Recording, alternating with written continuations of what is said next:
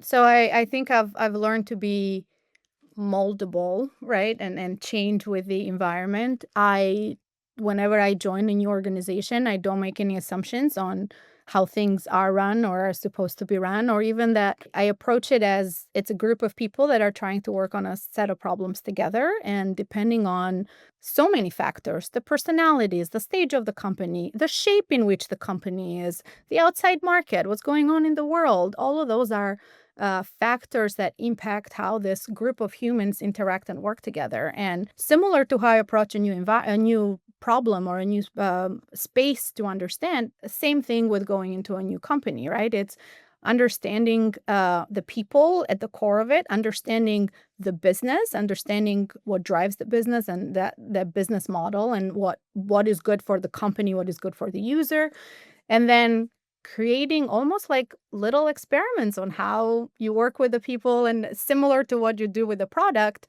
and then see what works better for the environment you're in. I am driven by, I'm a very, trust is very important to me. So wherever in a new environment, that's the first thing that I try to create with people, like a good rapport based on trust. I am very open and very direct. Actually used to get me in trouble at the beginning of my career.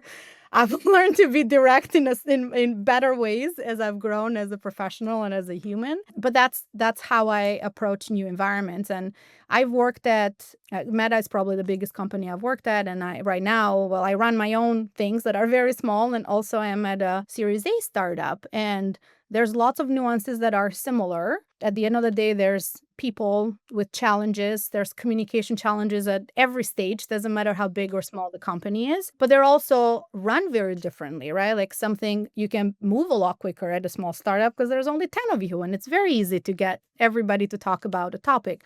At a bigger company, you have to realize that your negotiation, your coordination skills actually need to come to the forefront no matter what job you're doing, because you can't get anything done within one team. You're generally working across teams, right? So while the approach of understanding the environment is different, I know that the levers I need to pull, and I know that what's important or what works in one size of a company is very different than another one. I've also worked in pure tech companies, and I've worked in more fintech companies where the power dynamics are different. In a tech company, everything organizes around the PM in general, like the product manager, right? And they come up with, in a way, the business plan for the product, coordinate with marketing, all the external teams. Whereas at a company like SoFi, for example, we were paired up with a business unit leader that was more of like that business knowledge, and the product manager was more like the product that we're building. It was a co-lead of the product, so very different dynamic, right? And you have to adjust to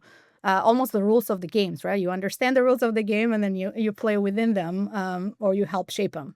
I think that's a really important point you make, because a lot of times when people join new companies, that is one of the things that they overlook, or sometimes it can be very difficult to adjust to a new culture because you're used to doing things a certain way, and then you're Yeah. rewarded for those things in the previous environment, and you think that that is the thing that I got rewarded for, so I should continue doing that. And it's really hard to understand that that may not be the thing that you might get rewarded on, or that might work in a new setting. So you're really bringing up a very good point.